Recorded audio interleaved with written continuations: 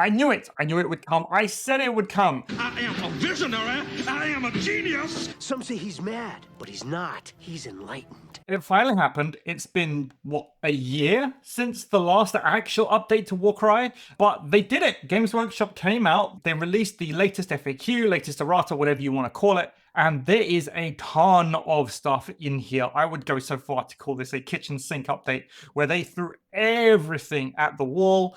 And yeah, there's a lot to talk about. We got new fighters, we got new rules, we got points changes, everything in there. So yeah, I mean, it's been a long time, but welcome to my review and my look at the latest autumn, August, whatever you want to call it, Warcry 2025 FAQ updates.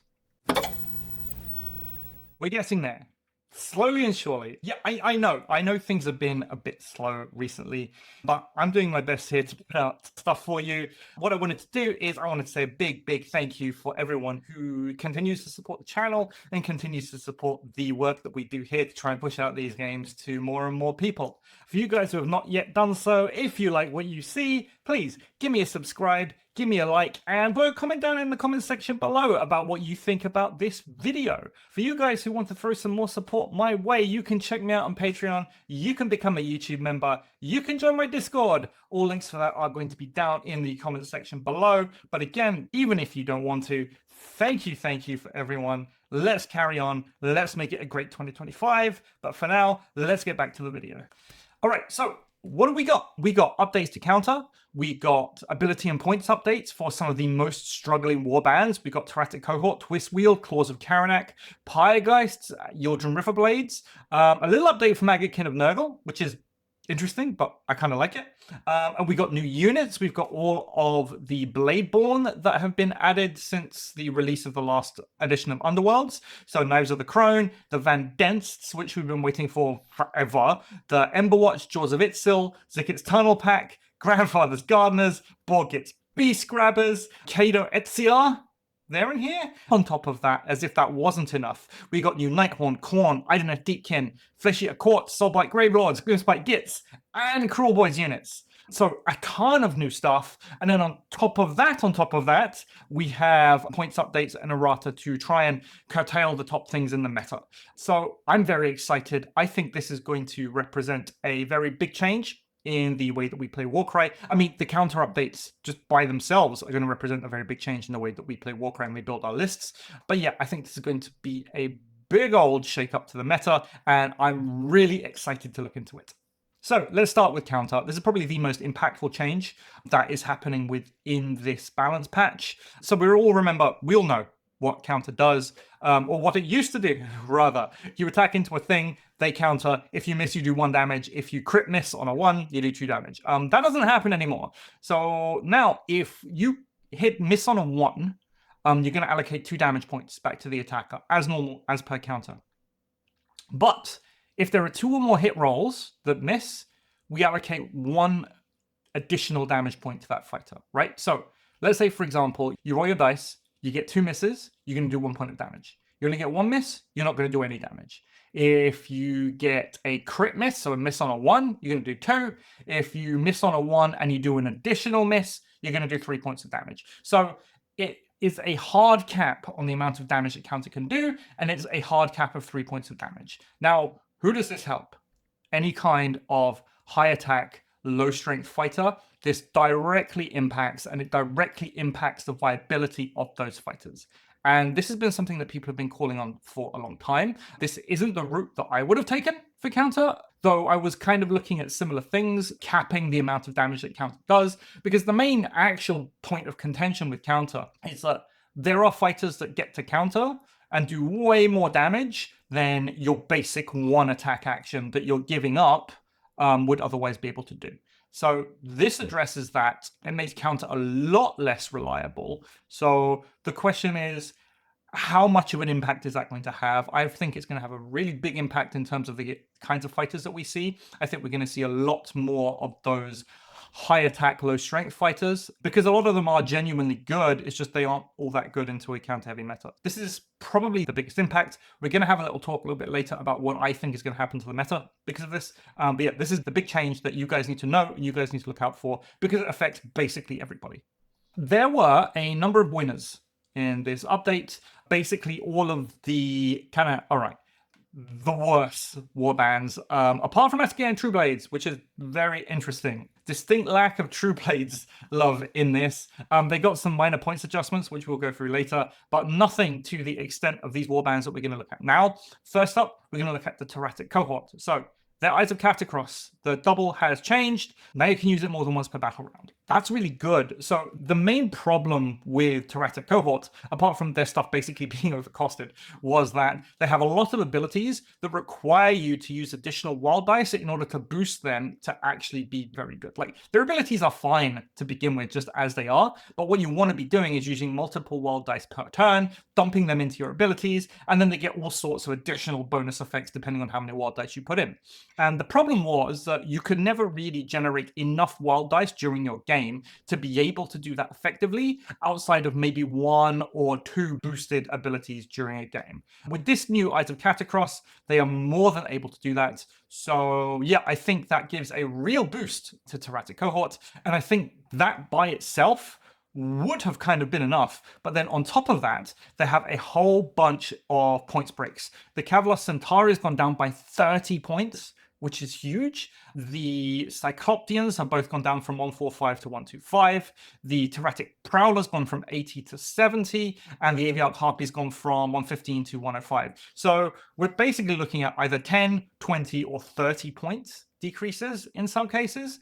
I think this is a real change to Teratic Cohort. I mean, like, on the face of it, they look like massive points cuts. But when you think about it in the context of a warband and in the context of the kind of things that you want to build, and the kind of framework of a warband, how you're doing it, what it really amounts to is you're going to get an extra 1 or maybe 2 fighters. So instead, if your warband was sitting at maybe 7 or 8 fighters before, now you'd be looking at 8, 9 fighters, which is it's a massive difference. Mechanically, it's a huge difference.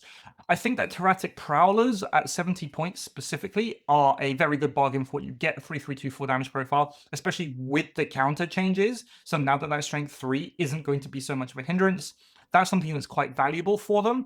What you're going to see during the points changes that we're looking at is there'll be a lot of points breaks to kind of these mid-range middling fighters. So stuff that's like 100 between, let's say, 120 to 140 points, you're going to see points breaks for them. And the main reason for that is that these mid-range fighters, they basically weren't taken anyway, right? When you have fighters that are sitting on either 12 wounds or 16 wounds, even 18 wounds in the case of the Mortic Cycloptians, it's a lot of points to pay for that kind of survivability. And that's really the problem in the previous meta, like what we've been looking at for the past year.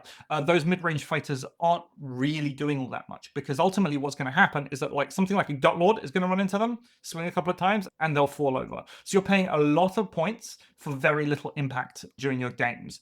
But with points breaks like this, and we're going to see it time and again over the next few warbands, I really do think that there is a space for this new kind of mid-range fighter that's a little bit cheaper. You can get a little bit more of them, and they'll be a little bit more bulky as a result.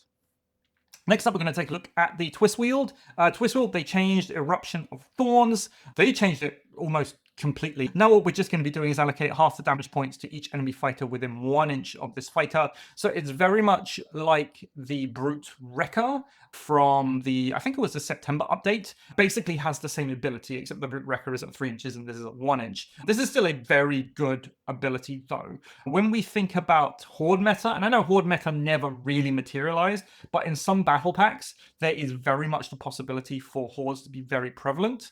This is going to be very good against them. And then when you combine that with all of the points, and there are all the points cuts in Twistweald. The Swarm Sage went down, Twistroot Dryad went down, both Revenants, all the Wardens went down in points cost by, let's say, between 5 and 10 points. You're going to get larger Twistweald warbands, all with the ability to do heavy AoE damage, and you see that throughout their entire suite of abilities. This makes them very, very good into that meta, if it ever materializes. I know I was playing a lot of Tarantulas Brood beginning of the year. Twistweald will totally rip through Tarantulas Brood. And I think this is supposed to be... So we've had the counter change, which will make those elf-like profiles a lot more prevalent, in my view. Twistweald getting big AoE swarm protection, I think is part way to be able to keep those profiles in check for the meta. And that's something that I kind of like, actually. You should have different warbands that are good into different kinds of builds. And if we do ever get to the situation where swarm becomes a big thing, Twistweald are going to be there. I think they should become playable now. I think I would go out on a limb. I don't know necessarily if they'd be able to go like, I don't know, 3-1 at an event. They can definitely go 2-2, especially with a larger warband and some of these points cuts that have gone through. Claws of Karanak. Okay, so I don't think they've gone far enough with Claws of Karanak, but this is very much a very welcome addition. So they've changed Pack Hunters to remove the Agile Rune Mark requirement. So anything with the Agile Rune Mark can make anything else move. Things with the Agile Rune Mark are basically your chaff and the dog. So you can get that to push things around the battlefield, which is okay. Like, it's fine. Historically speaking, abilities like this haven't been amazing, and they've generally been very niche. But we've got to look at that in tandem with the points breaks that they got. Packlord 185, Hound of Wrath down to 150. I think at 150, it becomes a very good fighter. It's still only 18 wounds, which is, it basically is what it is. It's only toughness 4, but a 5-4-2-4 damage profile isn't bad for that points cost. Brutalizers become pretty good at 110 and 105 respectively, but my big thing here, 75-point Blood Whelps.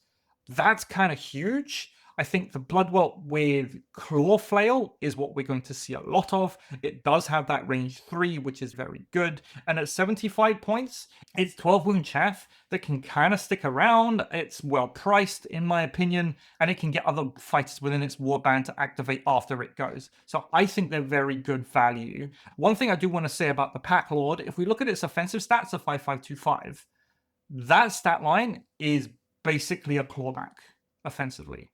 Yes, sure, it doesn't have 35 wounds like the clawback does, but it's 185 points. And we're going to see it. There have been points increases to Vexmore that are going to come up.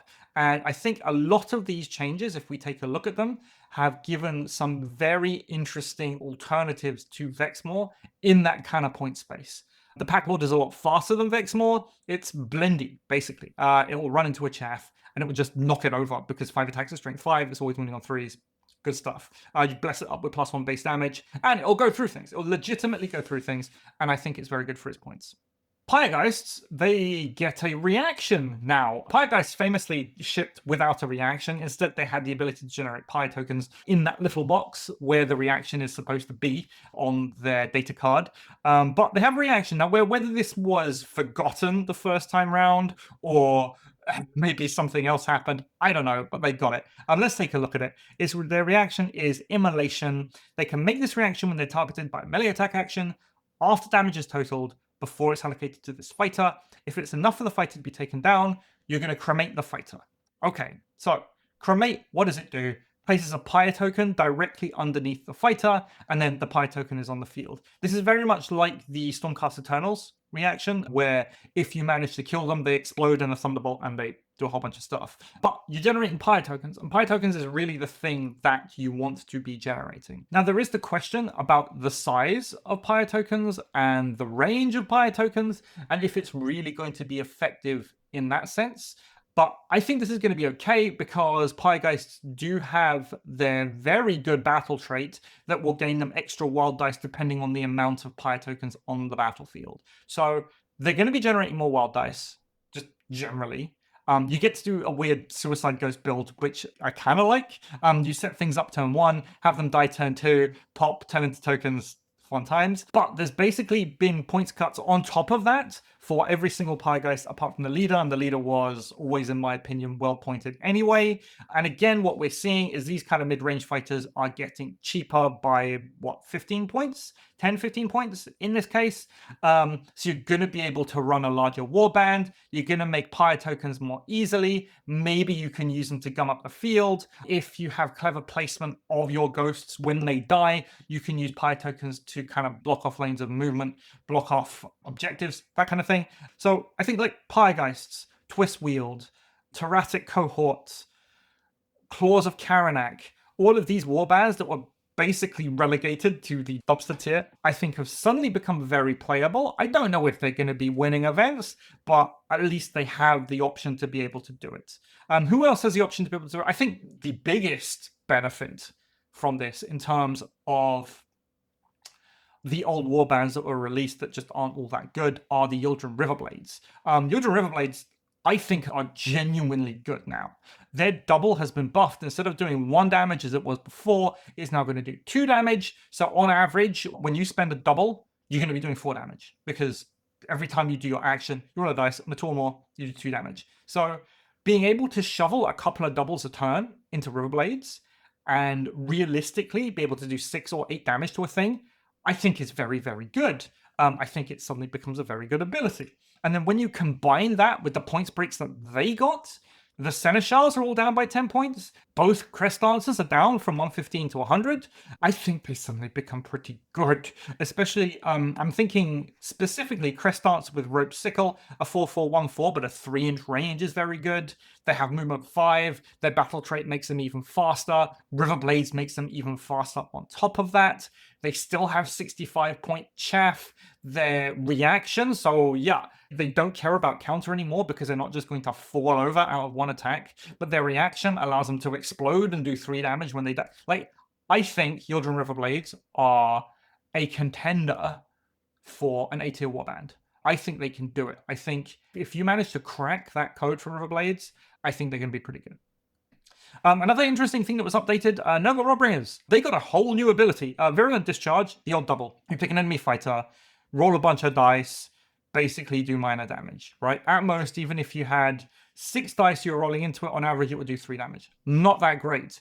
Now they have, I think, a very interesting double, Spurting Mucus.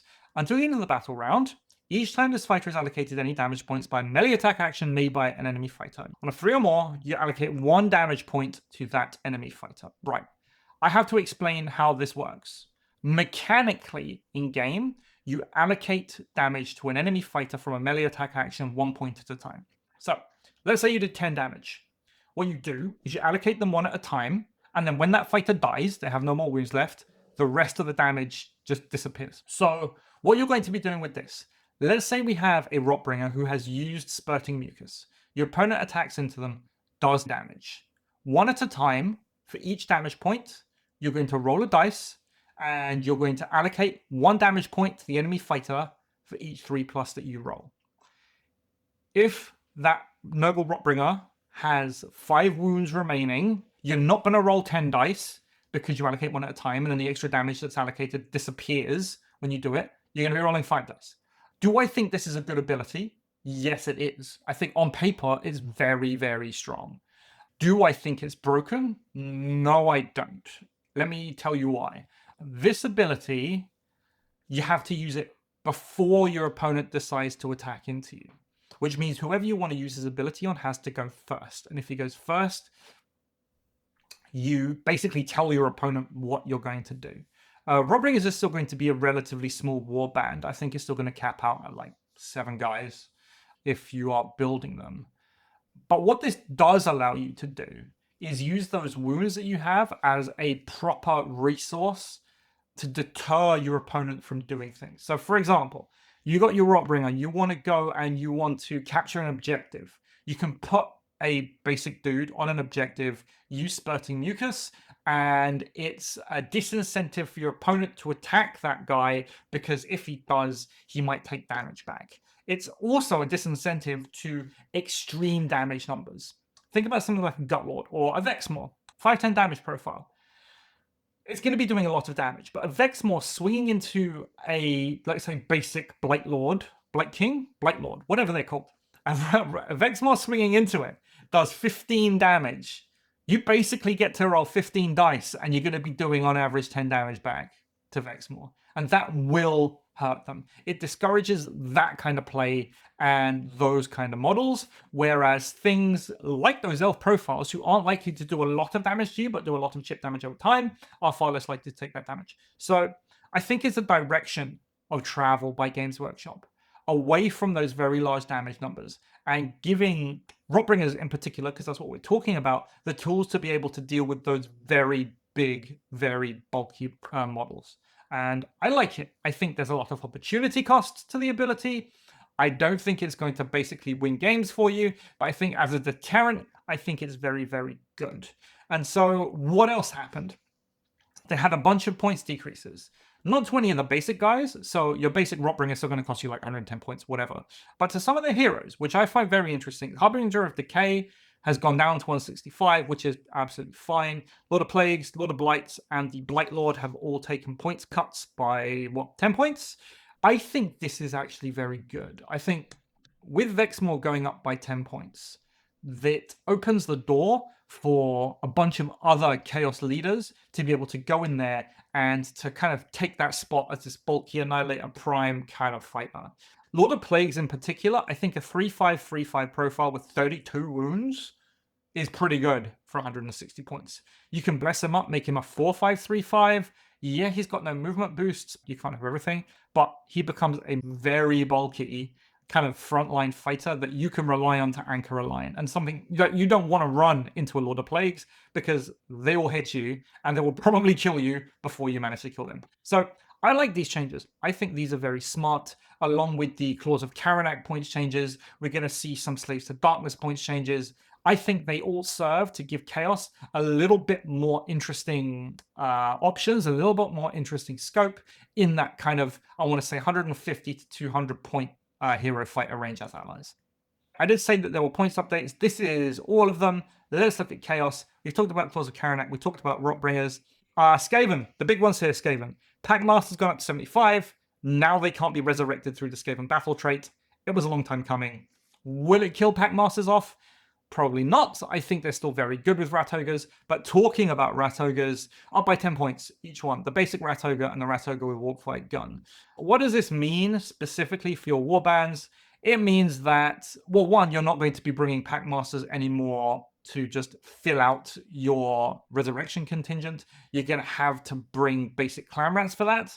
Does it mean that Skaven lists get smaller? Maybe. I still think Skaven are one of the, if not the best warband in Warcry. They've been shown to have a whole bunch of different kinds of builds that don't necessarily rely on resurrecting Packmasters with a bunch of Rat Ogres. Those other builds are more difficult to use because they don't have the raw damage that Rat Ogres give, but they remain viable builds nonetheless. So I think this is a hit. I think it is just a hit to Skaven's easiest list, ultimately. And I wouldn't worry, Skaven players, but you know what? You're fair now, so you're going to have to do other things. I mean, you could still run the same list, just run it with one list Skaven. Yeah, it would be, 8-man, I guess, instead of 9, or 7-man, something like that. But I think this is fine. I think this is a fine hit. Slaanesh Slibrites, also, their Blitzbrew Homunculus has gone up by 5 points from 55 to 60. This is in a direct response to the Slaanesh Good Stuff list, which was basically like Vexmore, Slake Slash, your hero of choice, plus a bunch of homunculi. I think, again, this is fine. When you're thinking about Warcry changes, and this is something that I do want to say, most of these changes, the direct result of these changes will be to reduce the size of those warbands by one fighter. And if they're reduced by one fighter, especially if they're at the very top of the meta, they will be knocked down a couple of pegs. But if they are S tier to begin with, reducing their size by one fighter is only not going to knock them down to like A tier, maybe even B tier if something really wild happens. So I'm not worried about this for Slaanesh Slibrite players.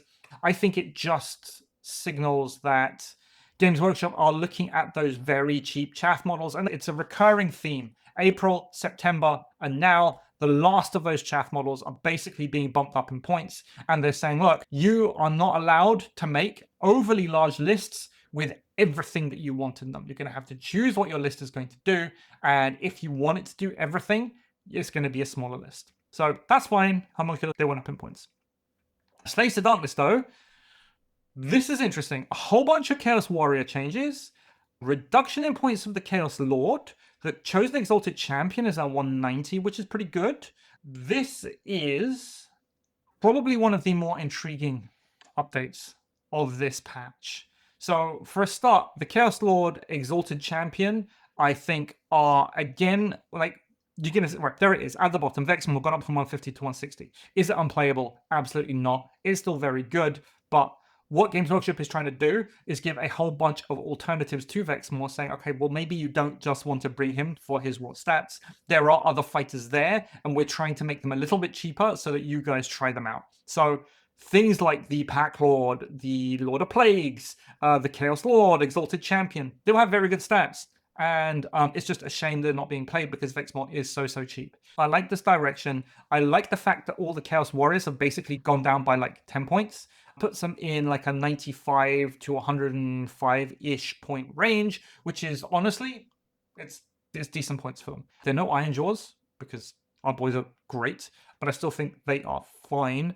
I do wonder, they still have access to Marauders. Personally, what I would have done is removed Marauders and all of the Marauder stuff from Chaos Warriors completely, and I would have done like an Iron Jaws-esque remake. But if they're not doing that, making the Chaos Warriors a little bit cheaper so that they are actually like, you don't feel bad for bringing them over a Marauder, I think is definitely a good thing to do. The Unmade no longer pay Blissful One tax. That is great. 225 points for a Blissful One, again, puts it in range of contention with things like the Pack Lord and the Lord of Plagues and all this kind of stuff to be an actual hero that you might want to take. Its abilities are good, it's got a net, it's fast, it's kind of blendy. I like it. I think Unmade players can be very happy. I've always said that the Unmade, they got 65.10 wound chaff, I think, or is it 12 wound chaff? 10 wound. 65.10 wound chaff, which is very good at range 3. They don't have the problems hitting into counter anymore. The real problem for them was that they paid so much for the Blissful One that you couldn't really fit anything else in. But at 225, it opens a door for a couple of allies maybe getting some more dudes in. I think it's a very positive change for them. And lastly, Vexmore, talked about it a little bit already, up by 10 points. I don't think they went far enough. I would have gone 20, personally. That's just me. But sure, if they want to make small points adjustments, they can make small points adjustments. Will it have that much of an impact? I don't know. I think people will still bring their Vexmores, but at least with the points cuts to some of these other fighters, there might be some wiggle room there. For Death, right, we've talked about Pyregheists, we talked about Teratic Cohort. The only other change for Death is the Cursed Blood out of Askian Trueblades. I find this really weird. Like, with the warbands that were updated, and there were some hefty updates to some of these worst bespoke warbands, I would have expected a lot more to happen to Askian Trueblades than just the Cursed Blood going down to 160. This is the second time it's had a buff, by the way, and it's still not really doing all that much. I don't know. Maybe it's an indication of, right, Games Workshop saying this is where we want mid-range to be, so things are going to kind of converge into that. Or maybe they just forgot. I don't know. With the current like new trend of Games Workshop saying, all right, we can update abilities and we can update things like that on top of points costs. Maybe at some point in the future, Askian Trueblades will see some love. But for the time being, I still don't think they're there. Destruction, though. Destruction have masses and masses and masses of changes. Let's talk about Ogre Kingdoms to begin with. Ogre Kingdoms are one of the best warbands in the game, or they were, at least. Maybe they still are. I don't quite know yet. So they were due some nerfs. Noblars have gone up from 45 points to 50 points. The Crusher has gone up by 10 points to 265. Gutlord has gone up by 10 points to 300. And Bushwhacker, previously 40 points, has gone up to 55 points. This is basically, this entire set of updates has one job, and that is to make Ogre Kingdom's warbands smaller. That's it. Noblars were too cheap. Basically, when you can run tools and smalls, like Ogre Kingdoms can, with the best tools and the best smalls, there's really nothing stopping you from doing that. But you add 10 points onto the Gutlord, 10 points onto a Crusher to make sure you can't just run triple Crusher, for example, 5 points onto Noblars. Instead of you going, let's take a hypothetical triple Crusher, 5 Noblar list, right? You can fit all that into 1,000 points. Now that goes over, so now you're going to have to bring some of your other ogres if you want to stay at 8 man. And that's really what the problem is, right? Any warband can say, all right, there are 3 large threats. I'm going to try and play around those 3 large threats. It might be difficult, but if they don't all have might mix right, they're just big punchy things to go punching things, right? But it becomes extremely hard to say, I've got 3 large threats to deal with and a whole bunch of dead activations that can just wait me out so they get to whatever they want. So this is a very positive change. Does it knock them off the top spot? I think it might. I think it might knock them down from S tier to A tier, but time will tell on that one. In a similar vein, we have Cruel Boys updates. Stab Grot and Pot Grot go from 45 points to 50. Same reason, making Cruel Boys list smaller. Cruel Boys are the destruction soup base of choice because they have got that very good reaction and they have very cheap chaff. You get to bring like a Bolt Boy boss as your hero, which you were going to take anyway as an ally, bunch of cheap chaff, clawback, and let's say a brute boss. That list is now a lot more expensive, so it's not going to be as big as it was. Talking about the brute boss, both flavors of the brute boss have gone up. Brute boss with claw and smash has gone up by 5 points. So now it's 210. Brute boss with boss chopper has gone up by 10 points. So that's 210. And then on top of that, you got Morgok of Morgok's Crushers. He's gone up to 225. That's just, again, to bring down their efficiency slightly. Why? Because if you look back over the last, I want to say 6 months to a year, there's always some flavor of you messing as the most used destruction ally in there. So it's basically mostly brute boss of some kind, maybe Morgok, clawback, and something else. So what Games Workshop are doing is they're basically saying, okay, you know what? If you're only going to take these heroes, we're going to make it a little harder for you to take it. So that's fine. I have no problems with that. It's only 5 points, only 10 points. People will adjust, but their warbands are going to be a little bit smaller. Now let's talk about Gits. Wow. A lot of changes to Gits. Reductions to squigs, squig hopper bosses, shooters, all your basic grots. They've all gone down in points. They're all now around about 50 points. A lot of the more interesting things in there have had points breaks. The squig hopper boss has gone from 255 down to 230. That's a very interesting change. Maybe we'll start to see squig hopper bosses come in instead of clawbacks. I think all of these changes. Now, I don't know if they are going to rocket Gloomspite Gits up in the rankings to suddenly make them an S-tier warband. Personally, I don't think they will, but what they do allow is for you to take some of these kind of weird, more fruity options, like your squigs, like your Loom boss on Giant Cave Squig, or your Bounder boss or whatever, and not feel bad and say, okay, well, yeah, I took it, but it's really suboptimal choice, even though they are really cool. So what I do think will happen is that with the increase on Cruel Boys of Stab Grots and Pot Grots, making them a bit more expensive, perhaps we will see Gloomspite Gits become the soup base of choice for destruction. Why do we think that could happen? Because nets are 50 points, which is the cheapest net in the game, and you can take. Now, I'm kind of happy with Gloomspite Gits taking on that mantle, because it is a lot different killing a Stab Grot and a Pot Grot to killing a Goblin with net, because Goblin with net is still made of paper.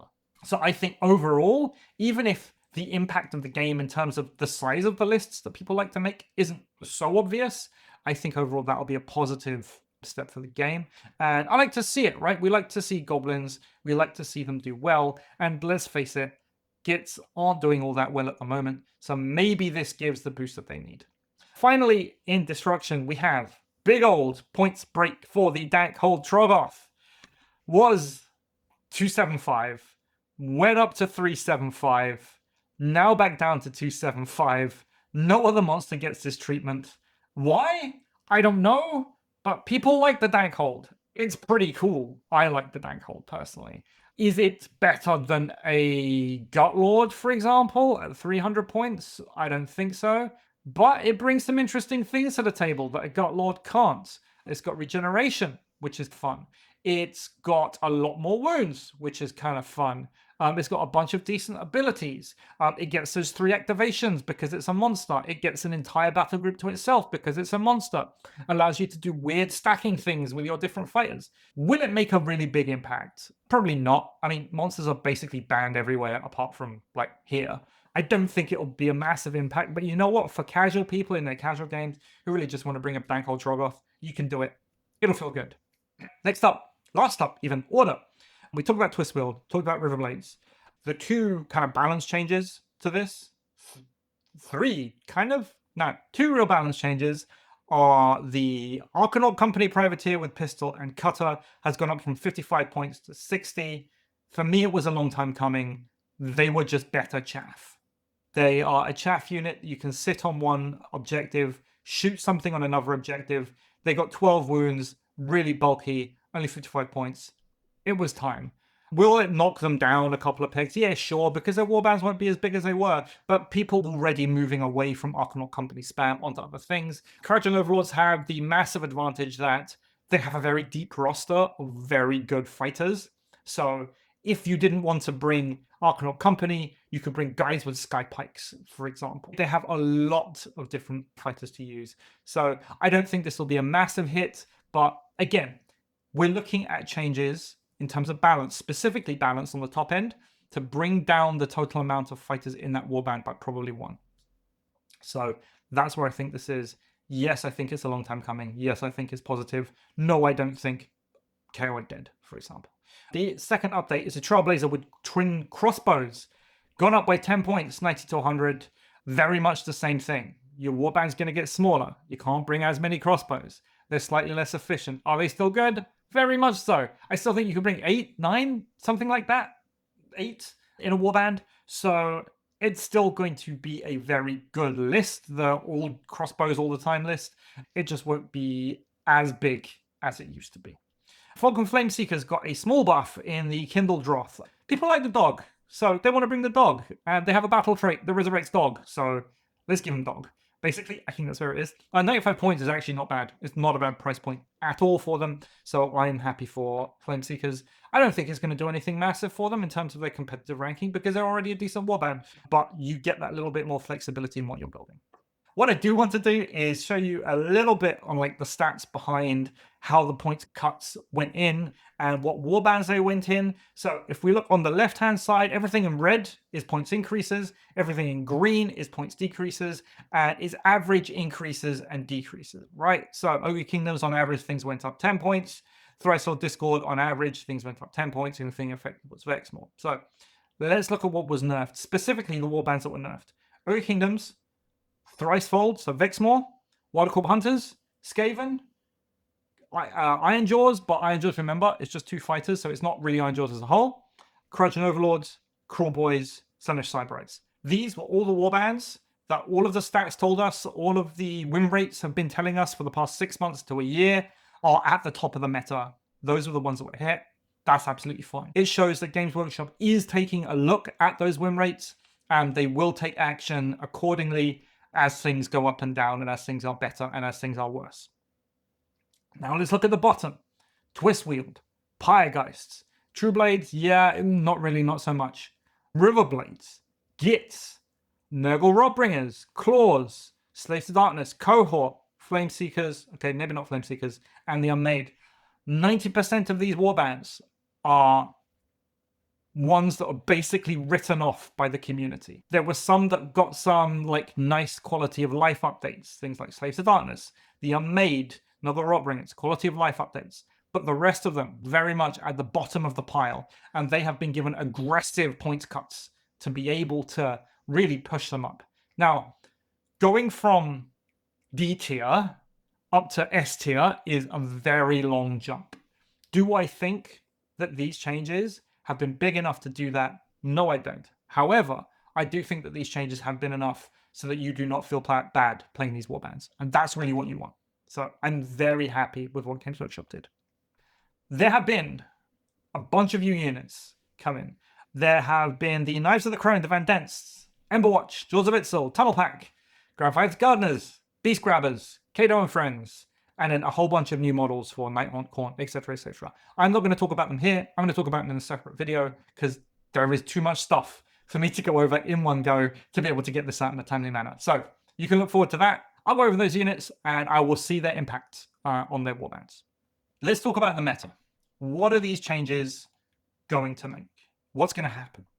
This is the last War Tally meta report that I did. Everything in red is warbands that got targeted nerfs. So Crawlboy, Skaven, KO, etc., etc. So they're really focusing on the top end of the meta, and they are applying nerfs based on what's winning the most games, and some targeted nerfs based on what the most commonly taken allies are. That's what they're doing. So let's bring it back to my amazing Venn diagram of nerfs. Here it is. Here's basically everything, right? I kind of broadly categorize the different things that Games Workshop looks at into 3 different areas. I look at big stats, they look at efficient chaff, and they look at abilities. This time round, Games Workshop very much was looking at nerfing or hitting the most efficient chaff units in the game. So Nobblers, Potgrot, Stabgrot, all that kind of thing. And the biggest of big stats in the game. So Vexmore, Gutlords, Ratogres. That's what they were doing. What is missing from this? Dispossessed are the elephant in the room. Now, we look at it. Dispossessed have a 53.6% win rate, which is fine. I will say that that is fine. But the playstyle of Dispossessed, especially into objective missions, is basically no fun for anybody. A Dispossessed Warband will win those objective missions. They will generally outnumber you anyway, which means they get to play the weight game. And on top of that, every single one of their guys gets over my dead body, which means that you cannot win objectives against them. That's the long and the short of it. So I would have expected in an update of this magnitude for Dispossessed to get hit. What does this mean for the meta overall? At the moment, I think Skaven, this is pre this patch, right? Skaven are basically too strong. With their Battle Try Resurrect, Packmasters falling in that 70 points range, and Rat Ogres being slightly too efficient, this patch has addressed that. They will be a little bit worse. Skaven have a lot of different builds to be able to not get around that, but to do different things. So I still think Skaven are going to be sitting on top of the meta. Vexmore, we've seen it in the statistics on different kinds of allies that are brought. They're still everywhere. I think the 10-point nerf to him won't necessarily dent that. It might dent it a little bit, but also decreasing the cost of some of those other fighters that we've seen in Chaos. I think that might see them a lot more. I do think that with the change to the double and the decrease in points cost, I think Lord of Plagues is the one to watch out for. I think that's going to be pretty good. There's been hit to brute bosses and Morgok. They've been decreased slightly as an ally choice. It looks like the last of the 45-point chaff of Ogre Kingdoms, Cruel Boys, and Slaanesh Cyberites have been hit. So you can't basically now just make soups of everything, anything you want, with the numbers to back them up. Those warbands are going to be smaller, which will hit their overall efficiency when you play. For a similar reason, Gutlords are basically everywhere in destruction, so they've taken a little bit of a hit, so you see them not as much. Again, Arcanaut Company, very much the same reason. I think the biggest impact is going to be the change to counter, doing on average 1 to 2 damage. So I do think that we're going to see a lot of those elf factions and those elf equivalent players come out the woodwork with a switch to more, from the player's side, more reliable non-counter or counter-like reactions. So let's say the Tarantulas Brood reaction, for example. That one is for any misses of 1 or 2, it'll do 2 damage back. That's better than counter. So perhaps what we're going to see are more warbands being taken for better reactions as opposed to just raw stats. That's something that we might find. I do like the option of, instead of Games Workshop going in there and having to rework hundreds and hundreds of fighters with the elf stat line, just going in there and changing counter. Because that's really what the problem is. For the most part, elf factions are, outside of Idoneth Deepkin, elf factions are pretty well pointed anyway. It's just their stats that's holding them back. So that's pretty good. Do the buffs do enough for the warbands at the bottom? Most definitely yes. I think it pulls up a lot of those warbands. It pulls up all bar 1. Again, Asking and True Blades is the only bespoke warband I can think of that I don't think will get a massive boost out of this. In some cases, I don't think they went far enough. So Claws of Karanak, for example, I think the points costs are great for them. I think the removal of the Agile Remark from their ability, yeah, it's fine. I would have still liked them to have a Skinnikin style ability where you get to move the guy and then you get a free move and then you get to move another guy. I think that would have been really good. It feels like, going back to True Blades, they're in a bit of a limbo spot. The rest of the warbands, though, I think become very playable. I think the Unmade becomes a very good contender for a very solid Chaos soup list, because you have 65.10 wound chaff with nets, and you have a leader that's not a total joke to bring. So look out for Unmade. I think they're going to do something. I just don't know what. Grimsfight Gits, I think where all their points buffs and all of those other cheap destruction super fighters going up in points, there's a possibility for them to become the premier destruction super band. Will it happen? I don't know. I think the points cuts themselves do more to help them inside the faction and play mono faction than they do making them into this weird super list. And that's fine. That's exactly what you want to see. However, if something like the Great Cave Squig becomes an ally of choice over the Clawback, for example, you very well may see goblins and a lot more goblins being played. Overall, what is this update telling me about the direction Games Workshop is traveling with Warcry? Well, I think what Games Workshop have been doing is they've been doing a rebalance on what it means to be a fighter in the 90 to 120-ish points range, especially for those newer warbands, which seem to have very aggressive point cuts even, to bring them up to par. This is very encouraging for me because it means that going forward into the future, as we have more updates, which I'm hopeful that we will have, there's no reason for me to say, okay, this is going to be the last update. As we have more updates, I think we're going to see more fighters like that. So I think there'll be more of that going on, some more point cuts for those kind of, let's say, 140 point dudes with no more than like 12 or 15 wounds. I think we're going to see more of that coming. It's very positive for me that Games Workshop aren't just changing points values anymore, and they are going in, looking at abilities, sometimes completely rewriting them. I think that's a very positive step in the right direction for them, because it means they can go back and fix things without necessarily just saying, okay, we're going to make this thing cheaper. I think that's real good. I think that we may, at some point in the future, have this expanded out to battle traits. Rewriting battle traits is probably one of the easiest and the quickest ways to get real damage buffs. I know Toast has been talking about, well, the easiest way to buff Asking and True Blaze instead of just giving them all points cuts is just give them +1 attack. You can do that for a battle trait, right? That's an easy thing to do. Call it like martial prowess or something. If you're all Asking and True Blaze, you'll get +1 attack. That works. So hopefully we're going to see some of that in the future. Going forward, I hope it doesn't take another year for Games Workshop to produce another update, but you know what? I think there was a lot in this one. I think that the meta changes are going to be wide-ranging.